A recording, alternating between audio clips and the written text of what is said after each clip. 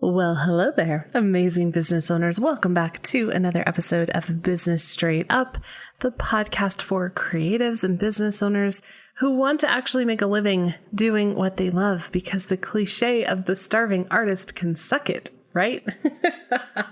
I am so excited for today's episode. I have the amazing Rachel Brenke on the podcast today. She is a lawyer, a photographer, a business owner. She has all of these amazing titles, as well as the ever awesome title of mom. She runs several businesses successfully and has so much to share with us when it comes to outsourcing, as well as contracts and tips for business owners who might be struggling. So if that is you, please buckle up for an amazing episode today, because Rachel has some amazing insight to share and to impart on anyone who might be facing some challenges. So as always, if you love this episode, would you mind heading on over to iTunes and leaving a review?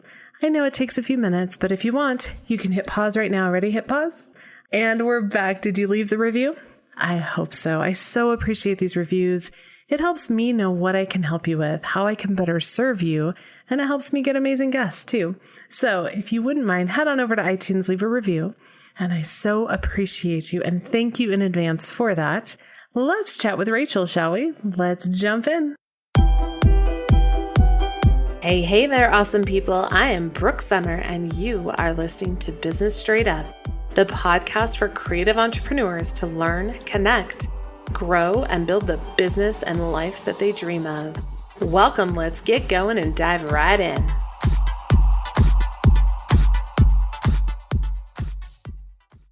Welcome back, awesome business owners. I know I say this a lot, but I am truly excited to bring you today's episode. Today, I have the honor to spend time with the ever amazing Rachel Brenke, who is a multifaceted entrepreneur who has created businesses from the ground up that support the life she wants to lead. And can I just tell you on a personal note that Rachel's resources are amazing. I always check her site first if there's a contract or something that I need. I actually logged in today and saw that my first purchase was back in 2016. So I have used Rachel's contracts with my team, my clients, and my students. They are solid. They're so easy to download and implement. And I will stop talking now and just say welcome to our amazing guest, Rachel Brenke. Thank you for being here, Rachel. Of course. Thanks for having me. I always love being on the other side of the mic and not being the host. So this is fun. Right? It's kind of fun to sit back and not have like all the prep work and the editing and everything else too, right? Mm-hmm. Yep. You're singing my song. So Rachel, tell me a little more about your journey. I can imagine it was a little crazy with like law school and then art, because they're two different worlds. And when they kind of mix, what has brought you to where you're at now? Yeah. So what's interesting is that my entrepreneurship journey started with an online apparel store. We're thinking like MySpace with the autoplay music and glitter coding that you can do. I know I'm dating myself. But when I was going through the process of wanting to have my own business, I was still in school. I had our oldest son. We have 5 now. And I had just found out I was diagnosed with cancer. And I was like, you know what? If I make it through it, which I obviously did, but I was like, if I'm going to make it through this, I don't want to live my life patting the pockets of someone else and filling someone else's dreams. And I kind of already knew that before. I never fit into the box. Even now, like if you check out my social media, I am an attorney, but you're not going to see suits. You're going to see like nose ring, ripped jeans, and like crazy stuff. But so I did the online apparel store, and during that process, this was before we had like all this freemium information. Podcasting wasn't a legit thing. Blogging was even hardly a thing. It was really only like personal blogs. And I was like, you know what? I'm going to set out to figure this out on my own. And as I did, I realized I want other women primarily, but other people, women, maybe specifically moms like me, to have the same thing, to be able to have a piece of the entrepreneurship pie and also be with their families or whatever it is that you want your life to be. And that sounds so cliche, but you know what? It is the truth. It's what I'm living and what I set out to do. And so I went through multiple businesses and I've grown them. A lot of fun. I much enjoy it in different industries. But during the process, I did end up going to get my MBA because I thought, well, to be a successful business owner, you have to have your MBA. Spoiler alert, no, you don't. Save your money. No, you Right? don't. And then I went to law school. Now, law school was a little bit different. I was still kind of struggling between this success on the entrepreneurship side, but wanting to do good in the world. Like in my mind at the time, it was, well, I can't go into a for-profit business and do good in the world. I mean, like that's how limited my view was. And so when I went to law school, the intention was actually just to keep growing my businesses, to financially support us so that I could have money on the side and then work as a prosecutor. I wanted to prosecute child sex crimes specifically. Yeah. And by the time I graduated law school, I was on baby 2 and 3, and then had 2 more after. It just was not financially feasible then for me to even go work as a prosecutor, which I kind of find to be a little bit of a blessing because it forced me kind of back into entrepreneurship. And I still had the businesses, but they were more of a side hustle at the time. And I just went full hog on it. And it has grown from there. And I just recently, within the last few years, realized I am doing good, even though I'm making money from it. Not that I have an issue with making money, but it was that whole wrestling of how can I impact the world?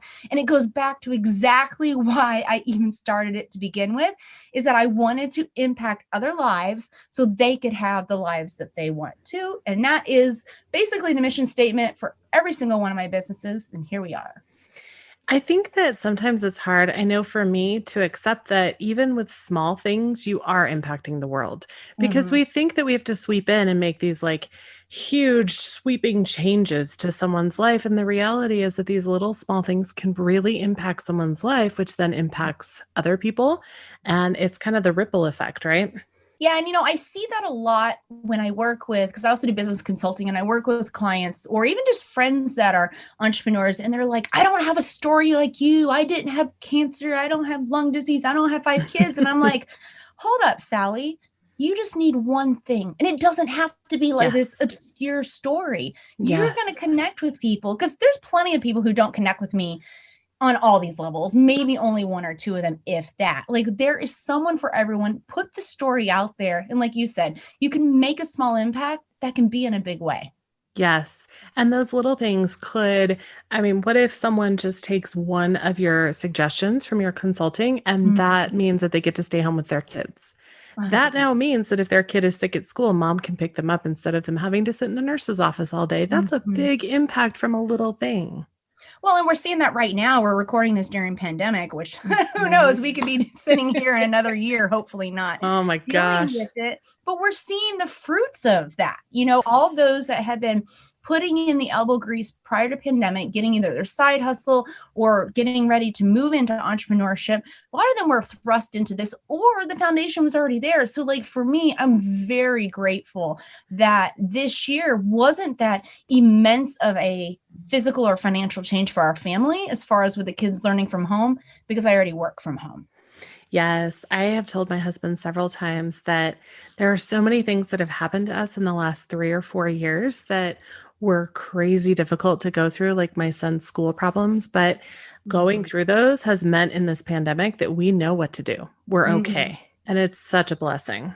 Well, I look back and I sit here and say, well, I'm doing this, I'm doing that. Here's my story. Well, I didn't build it all at once. But what I do love, and it keeps coming in my mind this year during pandemic, and I also have my own personal stuff. I mentioned I have lung disease. So like there's a whole lot of things going on, is that I am now, quote unquote, cashing in on the dividends. And I don't mean Yes. necessarily financially, but I can emotionally be here. I can physically be here for my children, still getting relatively, I mean, obviously I'm not traveling, so I'm not speaking or competing like I normally do, but I'm Mhm. still able to do the things that I want. And that's because I put in all the years and I'm now Yes. cashing in the dividends.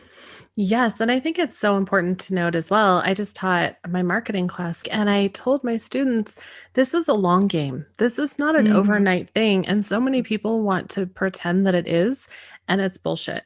And so many of them said, I'm so glad you said that because I feel like I'm failing when I don't see, huge financial success in a month. It Mm-hmm. takes time. It does take time.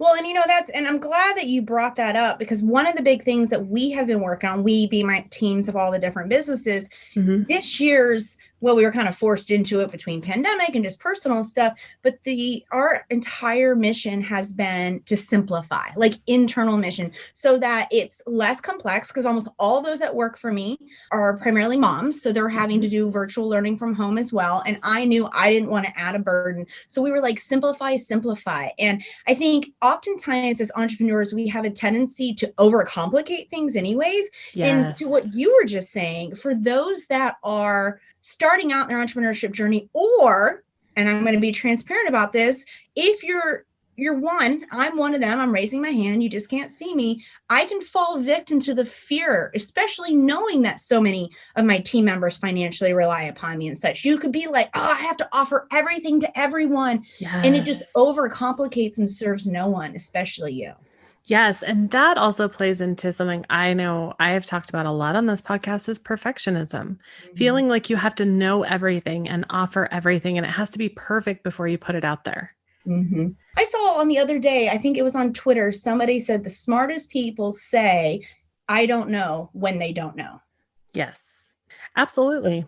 It's something that I'm okay with saying, but I just like, there's this little voice in the back of my head of it has to be perfect. It has to be perfect. And so this year has been the year of progress over perfection, because moving forward is a hell of a lot better than sitting where you're at, even if it's imperfect. I was just ranting, Rachel's rant, that's what I like to call it, but it's from a good place. Like, it's me just being like, I got to get this out there. Y'all need to hear this, because I see y'all doing this to yourselves. But imperfect, what was the quote I put out? It was imperfect progress over perfect procrastination, and I fell victim to this as being kind of in the creative world. I get very self-conscious about my visual brand. Well, that's not my strength, but I was finding that I wasn't posting and putting out the knowledge because I didn't have the perfect Instagram photo. My graphic was not exactly what I wanted it to be. And you can look up and go, 6 months have passed and I'm not any further along in my business because all of it's sitting in my Planoly or whatever it is you use, and you didn't publish it. Yep. Oh my gosh, that's so true. We have all these ideas and all of these things that we want to do, and then we don't do anything with them. For what? Then they just sit there. Then you're not helping anyone. You're not impacting anyone. And for photographers or artists, or even the creatives that are like makeup artists and stuff like that, when you work with someone, you are impacting the way that they see themselves. And if you are holding back on that, you're not only holding back on yourself and your own business, but on how you can help them. One of the things that I've enjoyed seeing, which I still battle as a photographer myself and being in front of creatives, but one of the things that I have seen over the course of my entrepreneurship journey is that social media has allowed for more imperfect. In fact, your highest engagement is on probably your most imperfect photo, because it's all about content versus how polished and perfect it is. Yes. And people want to see someone they can relate to. Right? Someone always looks perfect. Well, I sure as hell can't relate to that. So, let me tell you what, the other day I was like, I told myself I'm going to commit to video, right? That's what I was kind of referring to when I said that I've been paralyzed by it. And I was like, you know what? Screw it. I'm just going to get in front of the Instagram stories. My hair's a mess, whatever. Girlfriend, I didn't realize I had acne patches. Yes, I'm 36 and have acne.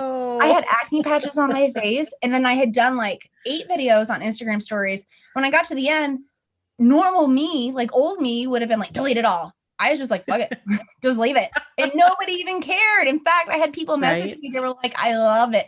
I love that you were authentic and didn't polish it up. I'm like, well, good, because I wasn't re-recording it. But.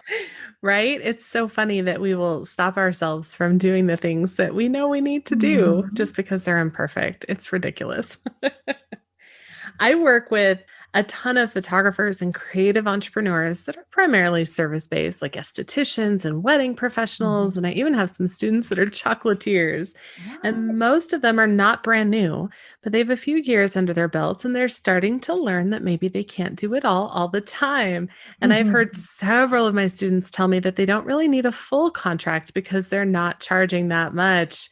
And they're just not big enough to really need something legal in place.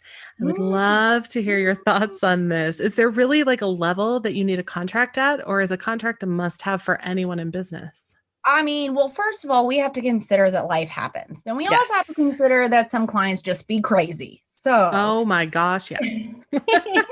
here's my thing when it comes to contracts is I was thinking about this on my run this morning. So I'm glad you asked this, is that they are more than just legal protection. They convey professionalism. Like they build up the confidence in the client, especially if you're in the wedding industry. You're not going to be that one vendor that is offering the contract. In fact, if you don't offer one, you're probably going to be the only vendor that's not. And, Yes. the more money, obviously, you start charging, people, I think, believe there's more liability, but I think the majority of problems actually come from when you're in your growing stages. So when you're charging less.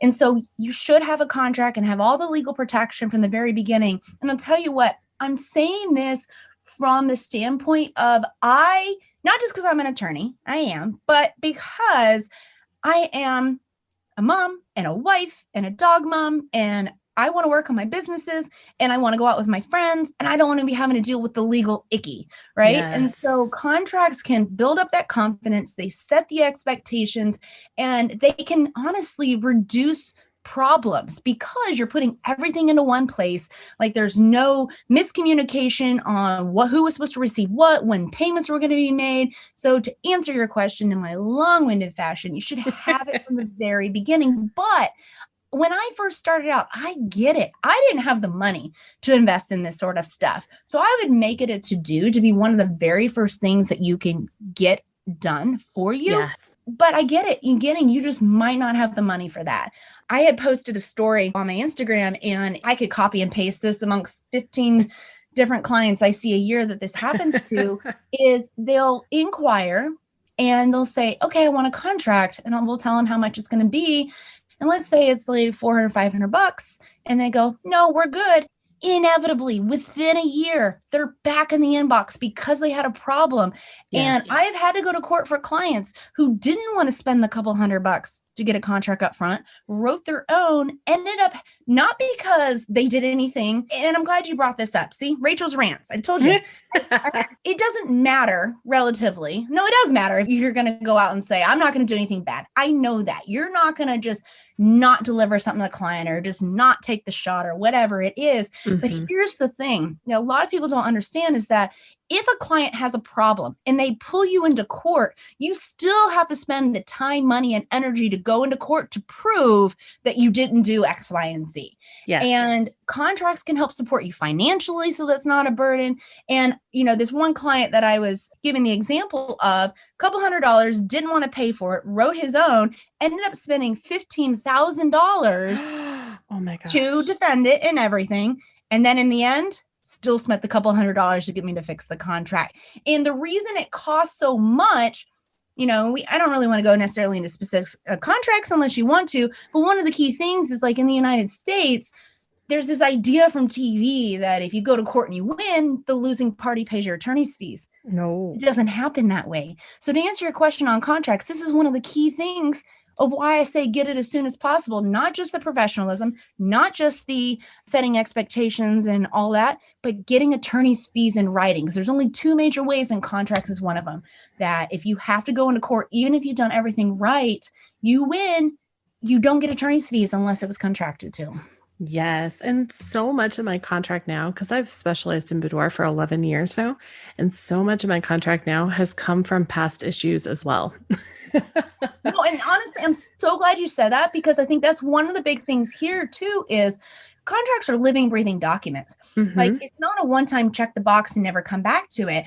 As you start adding on more products and services, as you start charging more, or problems, like you said, you want to try to contemplate. Now, we can't put everything in there, but if you just pay attention and stay on top of it, you can have a pretty solid document, and it doesn't have to be that expensive. Yes, and it helps clients understand too. Like, one of the parts in my contract is that if you don't like your hair and makeup, you need to say something. And that helps them understand that they have a responsibility in this as well, because we're not going to go back afterwards and reshoot because you didn't say something now. We could go into the whole conversation about, the psychology of women and speaking up and how we're supposed to be nice, but it can give them the confidence to say if there's a problem. Absolutely. Give them the power. They understand that it's not only their responsibility, but their privilege. And it's something that we want them to feel completely empowered to say something. Agreed. I like that. What if you didn't have to worry about writing emails to your list for the next 6 months and maybe even a year? Yes, it's true. It's finally here. My students have been asking me for this for years, and I have heard you, and these templates are finally available. Engaging Emails Done is a quick workshop and template bundle to help you harness the power of email marketing to grow your business. You can set it and forget it and actually book more clients. If you're like, Brooke, I am so in. Where do I grab these? Head on over to businessstraightup.com/emailsdone to grab this special limited bundle. If you want to hear a little more, I feel you. I like details too. These templates are designed to be done for you to set up several months of emails in just an hour.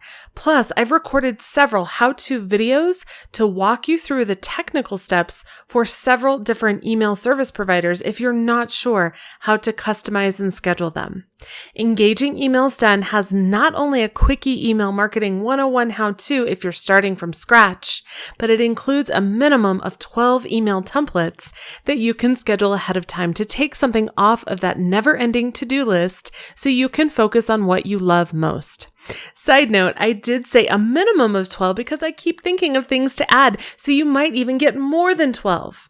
These are brand new. I've never offered something like this before. So grab your email templates plus email marketing 101 plus tech tutorials before the price goes up. Grab these templates, tutorials, and help all at businessstraightup.com/emailsdone. Again, that's businessstraightup.com/emailsdone. I love it. So let's talk about websites, because website strategy is something that I teach and I've talked with my students about. We go through the must-have pages as far as like home and about and all that good stuff, but we also talk about the must-have pages based on legal requirements, things like terms of use and privacy policy and things like that. What are some of the must-have pages for a business owner's website and why do they need them?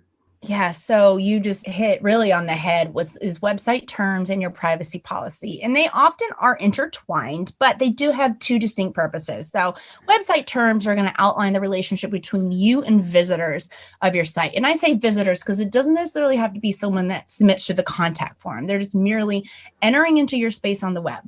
And then you have privacy policy, which is going to control and inform these visitors. So these are probably going to be visitors that take some sort of action, what you're doing with their personal information. So whether they submit their contact forms, sign up for your newsletter list, or even now with so many pixels and tracking that's online, letting them know what information you're gathering that way and how you're going to utilize it. Out of the two, the most important one to me is the privacy policy. Consumer protection, especially when it comes to private information, is a huge thing that's going on. A couple of years ago, European Union came out with what's called GDPR. And the reason I'm bringing this up to y'all, even if you're in the US, is it's coming here. It's headed. And I've always drafted my privacy policy to be pretty extensive because I think it's good as business people. We should be transparent anyways, telling them if you're going to sell their information or not, what you're going to do with it, how you're going to safeguard it, yada, yada. But it is already coming. California this last year in 2020 has instituted a lot more stricter, and some states are starting to require privacy policies. So while neither of these documents or pages, they're documents you copy and paste and put them into pages on your website and stick them in the footer, while they may not be, the website terms may not be legally required, a lot of the same reasons like we talked about before. It's a contract, so have that. But the privacy policy, so many states are adopting it. It's good business anyways, but definitely see if you have to have one and then abide by it. That's really important. What does that look like if you want to sell your business later? Well, I'm glad you asked. So you kind of teed it up for me to circle back around a little bit to some legal protection and discussion of assets. Many times, and I definitely see this with creatives, and I'm pointing at myself because I was one of the ones in the beginning, so I'm not shaming anybody. But oftentimes, especially with creatives, I find that they just put up their Facebook page or a website and they don't do any legal steps to set up. So they don't create an LLC or a corporation. So everything is tied to you personally, which has its own liability issues. Yes. But from a asset standpoint, there's no bucket. And what I mean by that is when you create an LLC or a corporation, it's taking your business assets, putting it in a bucket separate from you, you personally, as well as the liability, so that, and visualize this, if you have a problem, let's say a client has an issue with you and they come along, the only bucket they can pick up is the business bucket and they can't touch your personal stuff. Yes. But with that too, is we have to put what you're asking, what do you do if you want to sell the business later? All of our assets in our business, not just financial, otherwise, need to be in that bucket. Our marketing assets, the photography, the video, our website text, like what you're talking about, our client list, all of this information needs to be tied into that bucket. And what is the mechanism by what you do it? The privacy policy and website terms, because you're going to write it. It's one of the very first things on a contract. It's saying, who is this contract with? I mean, go on to Amazon or Walmart, any of these websites, scroll to their bottom and take a look at their privacy policy. Don't copy and paste it. Theirs is a bit more expensive than you need. Yes. But take a look. That one of the very first things it's going to talk about is their business name, their business structure. That's because they're putting the bucket out and then they're showing you where your personal information is going to go. Yes. And it's so important for us to understand that. I know the whole LLC conversation is something completely different, but so many, especially like you said, creatives just put up a website and, hey, I'm in business now. And it doesn't really work that way. Well, and and I get it. Like I've been there you're like, I don't know if I'm gonna be able to make it. I don't have like for me, I didn't have 2 nickels to rub together when I first started. I waited tables in the evenings, reinvested, sold as much as I could in the house till my husband started like hiding his stuff because I was selling everything. But you definitely want to put that, like we talked about contracts getting on your to-do list. That's another one you really want to get on your to-do list to set yourself up for liability protection. And as well as what you mentioned, what if you want to sell your business? Because that's another part of this. And we could probably do a whole episode on just an exit plan in business. Because the reality is, as much as I love this, I'm not going to be doing this when I'm 80 or 90. Right. And that's something that I didn't really consider. Like my brand is entirely under my name. And while I don't regret that, now that I'm working on other things, it makes it a little more difficult. So we have to think of, the future. Are you still going to be shooting weddings when you're 82? I don't think so. There are ways to do a transition. And one of the things that I did, like with the Law Talk, was I started as Rachel Brenke and was putting all of like the photography legal stuff on there when I was in law school. Once I graduated, is exactly what you were saying. I was like, okay, long term, I'm not going to be doing this forever. So I would love to one day, don't run around rumor mill, I'm not selling it now, but one day I want to be able to sell the Law Talk or pass it on. And I've started phasing myself out a little bit. I'm still prominent, but I went from solely me to more of packaged with other industry leaders and other voices and faces so that it is not so contingent. It could live on without me. Yes. And it's so funny to me that our industry kind of looks down on that, right? Like if photographers move into another space of teaching or coaching or consulting, man, they get attacked. Photographers can be mean. Yeah, I'm glad you brought that up because that has been something I've been mulling over. Why is that? Because it's so logical, like in the legal field.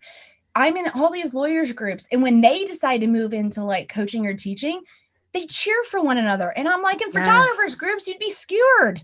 Oh my gosh. Yes. And you think about any other industry, like even athletes, sports, like when they stop playing, what do most of them do? Either news or coaching. It's so normal everywhere else. Or there's even coaches like football coaches, professional football coaches who never played football a day in their lives. Yes. Yes. But our industry just goes after these people and wants to burn them at the stake. It's amazing to me. I think that passion is misguided, but I think it's because we have such a passion and want for this industry and recognize the need and the importance. So I think the wires get a little crossed when you get there, but I like to believe that everyone starts out with a good intention feeling for just wanting to preserve and protect our industry. Yes, absolutely. I know that you have worked on so many businesses personally for you, but I also know that you see a lot of your students move through the growth of their own businesses. What are 3 major mistakes that you're seeing business owners make in their own businesses, and what can they do to correct those mistakes? I am so glad you asked that. Before we got on here, I was actually updating our insider membership page on the Law Talk. And that was one of the things. I was making a list of like the top issues that I see. I mean, obviously legal issues are one of the big things. I already gave you the example of like not using contracts. You can have miscommunications, which can, lead to a bad client experience, no referrals coming out of that one, maybe a loss of sales, as well as having to pay out if you go to court or something. The other things I see is, when we kind of touched on this earlier, when we're getting into the marketing and messaging aspect of things, you get into this fear. And I think, raising my hand, creatives also get even more of this fear. I think just because we're more sensitive in that side of the brain of, I don't want to niche down. I don't want to speak specifically to one person because I'm afraid to alienate specific clients. And that's a second huge one. And it's funny because I have even been looking at mine. I try to routinely look at, am I talking to who I want to talk to? Am I attracting who I want?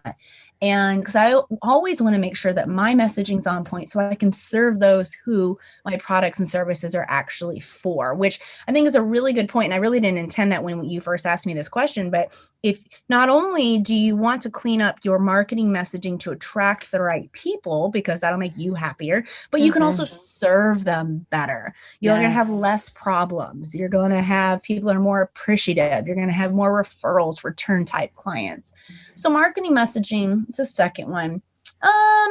Third, probably just business strategy, which kind of overlaps a bit with the marketing messaging, but I think it's this whole, my hands have to do everything. Like my brand has to be my name. I have to respond to every email because or else the clients won't be happy if it's not me. It's this fallacy of busyness equals business. And that's not true. So not true. It is not a badge of honor. That is for damn sure. And you know what? If you want to wear that badge, then you're going to be wearing it at 2 a.m. while you're eating bonbons, watching TV, and stressed out about like your website, et cetera. And you're not going to have a happy life. Yeah, it'll never end. No one's even going to see that badge. Right? Yeah, the work never ends unless you end it yourself and say, you know what, someone else can take care of this for me.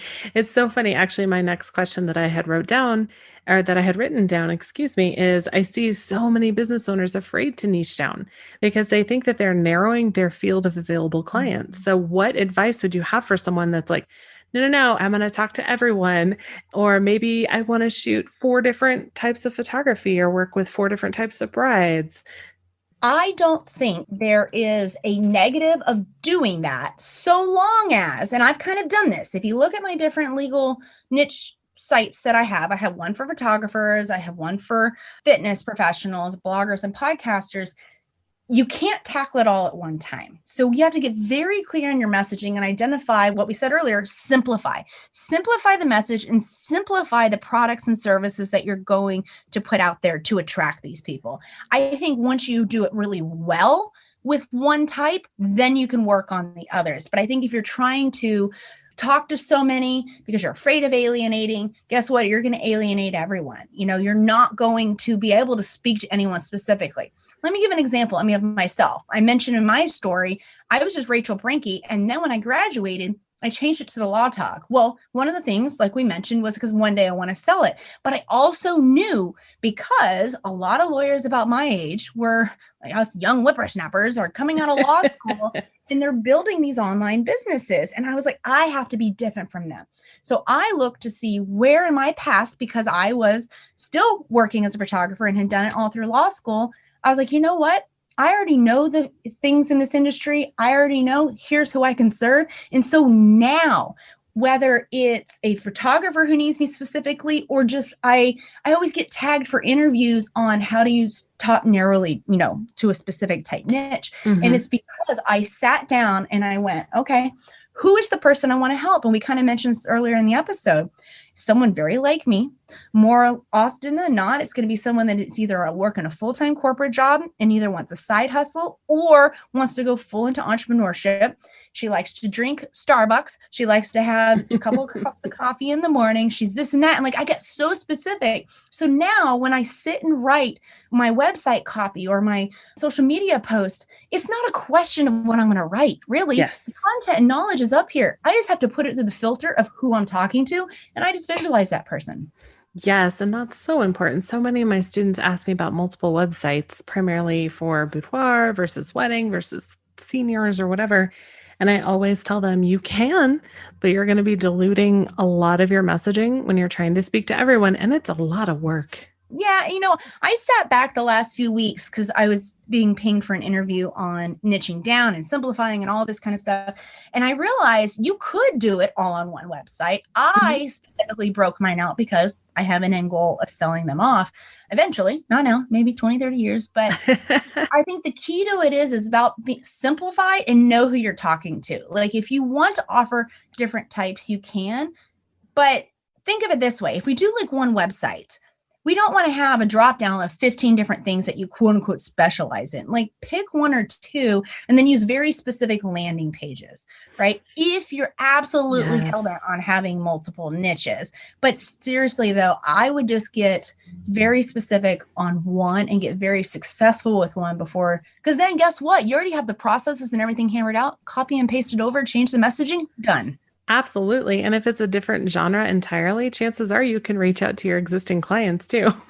What's funny is I don't photograph families at all anymore. Kids don't Mhm. like me, even though I have 5. They don't really like me. I will photograph families, but they're only those that I do the like commercial headshots or marketing photographs for, and I Mhm. only market to them. And so you'll never see family pictures hardly, unless you're like on one of my personal like friends page, you'll hardly ever see the family photos because I don't want that. I'm not Me looking to do too. that at all. Yes. Me too. Families are not my favorite, but it's funny. Anytime one of my clients goes, "Do you do families?" I will be completely blunt and say, "Only for people I really like you." Yep. Yep.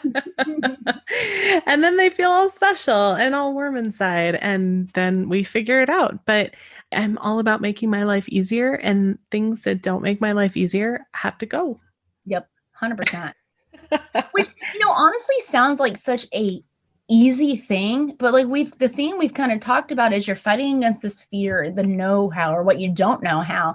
And I just have to constantly remind myself on the messaging side, who am I talking to? On the Yes. fear side of I am going to reach more people. I kind of think of it this way. I'm standing in a room and there's all these other people in the room, like say all these other lawyers just screaming out there. No one's going to hear me. But if I come and walk right up to you, look you in the face and go, hey, I got photography contracts, you're going Right? to hear me. But you're not going to hear me if I'm yelling, trying to get everyone's attention. Like everyone else's. Pretty much. Oh my gosh, that's so true. I hammer your ideal client like over and over again. When I started the podcast, I made that episode 1 because I knew that I would Mm-hmm. reference it over and over and over again Mm-hmm. so that I knew I would remember. Yeah, no, and it's the thing is, even now when I sit to go write a social media post, I always think the formula client avatar plus unique selling proposition. Okay, now what am I trying to teach? Well, it has to fit in that formula. Yes, absolutely. It's so crazy important. And I always share with my students too that it's not always going to be like what kind of car does someone drive? Where do they shop? It's going to come down to what are they facing in their lives? What are they afraid Mhm. of right now? What can you help with? Where can you offer to serve them in some way? Yep, agreed. Love, love, love, love. If you could sit down with a business owner who's not necessarily brand new, but wants to scale and make a sustainable living doing what she loves without working herself into the ground or never seeing her family, what would you most want to share with her? We've kind of already tackled the messaging aspect. That's Hmm. majority of the battle, I think. The other Yes. side of it is, well, messaging plus simplifying. And then the biggest thing after that would be growing a team. Growing a team and asking yourself, do my fingers have to be touching the buttons for X? And if the answer is no, you either need to find a way to automate it and or get a team member. Yes. And actually, I told you a little bit before we hit record that I have so many questions. And you know what? That's like the perfect segue into my extra questions. So we're going there. But it is I, true because it that's one of the things is. I look back when I reverse engineered like this year was like, how was I able to have such like family tragedy as well as pandemic and still be able to come out relatively unscathed like professionally is because I Hmm. built a bomb ass team and I'm not the best Yes. manager. I suck at managing, but they give me grace. I'm still learning and they're just amazing. So, knowing that, I know you and I both are firmly in can't build a team, hire Mhm. someone, outsource. What are some tips that you can give to someone who knows that she needs to start outsourcing, but she's afraid to? Well, the first thing that I would do is take a piece of paper, and Mhm. we kind of have to do this as attorneys because of the whole billable hours thing, but I want you to walk around for like a whole week.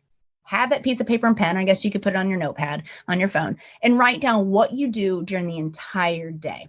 Because you're going to identify repeated actions that you're doing that can be automated. You're going to, Mhm. that you don't need your hands either.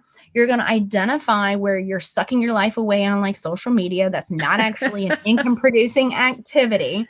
But you're also going to identify some tasks in there that you don't necessarily like, or you're not that good at, or you Mhm. simply don't have to be doing. And that's where you want to go, okay, what is it? And when I did this my own exercise. And I routinely do this just to make sure that I haven't had any like time creep into other areas. I dipped my toe in by hiring someone to help clean my house because I realized I Oh my hated it. It gosh. took me too long. I could make more money building my business than I could cleaning the toilets. Plus, I suck at it. So that's where Oh, I started. And it was a good way to dip my toe in. And then incrementally, it was that list. I look at it. And then I would start with like independent contractors with a couple of tasks and then built my way up. how life-changing is it to get help in that area? In Cleaning the your cleaning house. portion, Oh my gosh. I always hate to be like, well, my cleaning ladies are coming because I sound like a rich snob. But then when I say I could pay her $200 that takes her like 7 hours to clean my house, or well, it doesn't take her 7 hours, or I could take on 7 clients in that time at 1 hour each, billing at, Yep. 450 whatever an hour. What am I going to make Yep. more money at? Exactly. When you have children, is your house ever really clean? No. Like when you clean one room and then you move to the next room, your children come along behind you like a tornado and just destroy what you actually just cleaned. And so many moms get so frustrated with that. And my cleaners, I call them my helpers because I absolutely love when they come. I may or may not rub my hand on the counter just to feel the one time that it's clean. Well, it's funny, before we got on here, I ran downstairs to get a drink and came back up.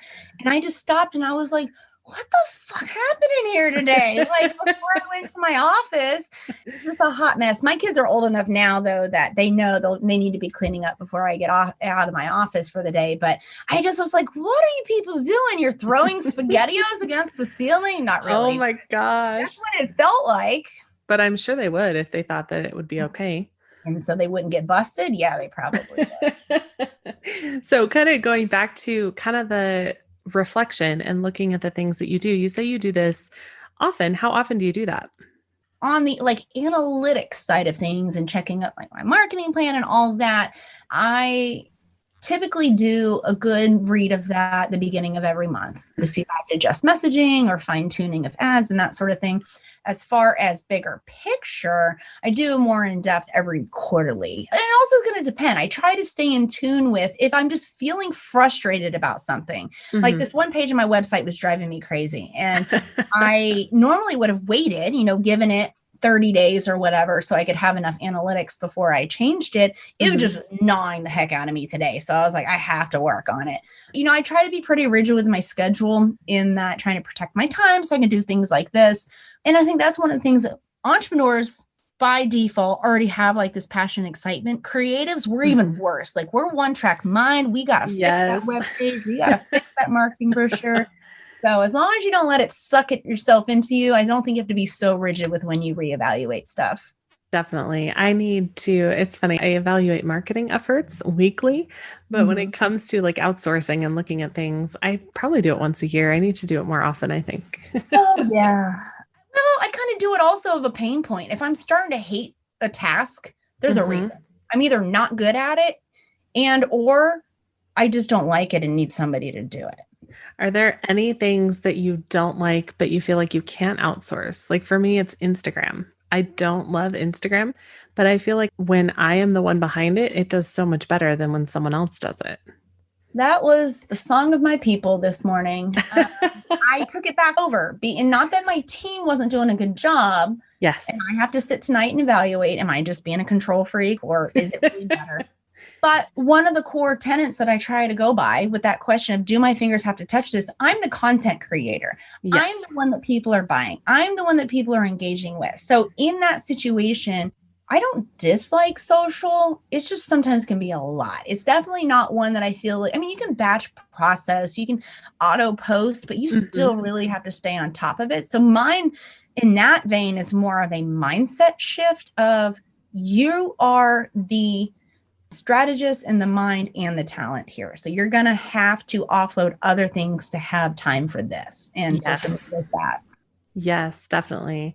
I know that so many of my students don't understand that you can hire someone for just a couple of hours a week. It doesn't have to be this long-term full-time position. How many do you have on your team right now? I have 2 full-time and then 3 part-time. And your part-time, is it like a few hours a week or is it, what is it, 20 to 30, I think is. Yeah, it's roughly between 15 to 20 for the part-time folks. Mhm.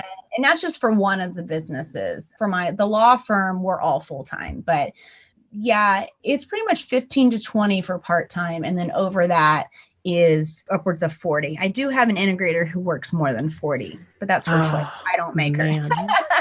Man, that is my next kind of jump. I need one of those so much. They're amazing. Are they all virtual or in person? All virtual. Isn't that amazing? How many creatives think that they have to have someone right next to them? A I have lot. that conversation all the time where photographers are like, "No, I really need to have someone with me." I said, "Why? Are they shooting?" No. Sometimes it might be feel like a safety blanket thing, or Mhm. just they just want companionship. And I can understand that too. Like, I know when we do go to the law firm office, we still all work virtually, but we end up talking more about personal stuff. So I think it's just more like a craving Yes. for connection and that security versus actually providing we're more productive when we're not together. Yes. Well, and working by yourself is extremely isolating. Mm-hmm. So you really have to be intentional about setting up time where you can physically either in person or video chat or whatever, depending on the level of lockdown. Yeah. Yeah. But you have to be very intentional. Well, and I think that's one of the things that I want to take the mystery away from is, honestly, it doesn't matter how long you do this. It doesn't matter how successful you become. You still have to be very intentional. I mean, you've kind of heard me say it. Every time I go to write a social media post, I run through the formula. Like, you have to be very intentional, because just because you've built an awesome brand doesn't mean that it's going to stay awesome if you just back off. Like, you can coast, but you can't completely get off the gas. Yes.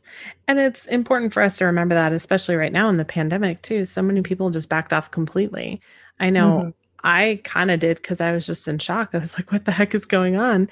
And then, regroup and came back over to it. But it's really hard not to do that when we face things in our own lives. And that's one of the things that I saw, the fruits and the dividends, like I was saying earlier, not just like financially and being able to be present with my kids. I was able to check out because of the family tragedy that we had at the beginning of the year. And I essentially was checked out for a couple of months, and my team stepped in and they were able to at least maintain, if not Yes. grow it some, even without me. What an amazing feeling. And knowing that you can take time off too. Mm-hmm. Like if you choose to do so, you can go on vacation for 2 weeks and your business is not going to stall and your revenue doesn't stop. Mm-hmm. Mm-hmm. Which is especially important if you're employing people. Oh my gosh, yes. I remember being so scared when I brought on my first team member, like I have to make enough to cover her salary. Mm-hmm. Well, I think that's why it's good to start with like independent contractors, dip your toe in of like projects and all this, and watch your financials and make sure you understand. Even if I'm not a big fan of keeping the old financials in order and all of that, so I have a CPA that helps me do the reporting and all of that. Hmm. But there are some that I check daily just to make sure that we're on track, and you have to stay on top of it even if you don't like it. Yes, it is something I do not love for sure, but I have my bookkeeper, my CPA, and they help me so much. And I Mhm. know that it's been such a blessing to have them. I love them. Thank you so much for being here today, Rachel. Where can listeners find out more about what you do, connect with you, get some awesome contracts? Yeah. So photographers, you can go straight to thelawtog.com or else rachelbrenke.com for everyone else. I'm also Rachel Brenke on all the socials. And so you find me on there. I have a lot more fun like interacting and looking at other people's stuff than creating my own, but I do put out a decent amount of content. You might catch some of my reels because I'm really trying to like be with the cool kids. So we'll see. What do you even, I struggle. I'm like, I don't know what to talk about in Reels. I am not a very exciting person, guys. Not true. You are. It's educational. You can just take something that would have been a post that you would have given 3 or 4 tips in and just you got to condense it and then put it in the video. Interesting. Aren't they supposed to be like 15 seconds long though? I think 30 is the max. I do definitely prefer TikTok, but that's a whole nother thing. Yeah, that's going to be interesting to see where that goes. We'll see. What I've been doing, I've been recording reels, saving them, and then taking them over to TikTok. Oh, really? I kind of do it the other way around because I like the TikTok sparkle hair thing. Oh yeah, I like the eyeliner and the eyelashes on. Yes. You're like, oh, look, I put on makeup. Just kidding. Oh my gosh. To all of the listeners and business owners that have joined us, thank you so much for listening today. I am truly honored that you pressed play and spent this time with Rachel and I. If you are someone that wants to help other people and you know someone who can use this information, maybe they need the information that you just heard, please forward this episode over to them. And if you are thinking, wow, Brooke, Rachel, this content was amazing, how can I thank you? I have a way you can thank me. If you can head on over to iTunes and leave a review, I would so appreciate that. I know it seems small, takes a couple of minutes, but those reviews help me to know exactly how I can serve you and what I can help you with. Plus, it helps us get amazing guests like Rachel. So hit pause now, leave a review. And if you screenshot your review before hitting submit and send it over to hello@businessstraightup.com, I will send you a free gift. Please leave those reviews so that we can continue kicking ass with great content every week. Thank you so much for your time, Rachel. I'm so glad we could connect today. Awesome. Thanks for having me. And thank you to all my listeners. I want to know, what is something that you are having trouble with? Maybe it's legal and you're like, I need a contract for this. Let me know. Head on over to the Business Straight Up community and let me know. Maybe I can point you over to Rachel's website. I know I have several contracts from her. She is such an amazing resource. It's time to start stepping into the CEO role of your business to address all of the challenges that you face and embrace these amazing resources and people that can help you. I can't wait to see what you do with your business. You do have the power to impact the world, even if it's just small bits at a time. I can't wait to see what you do with it. Have an amazing rest of your day.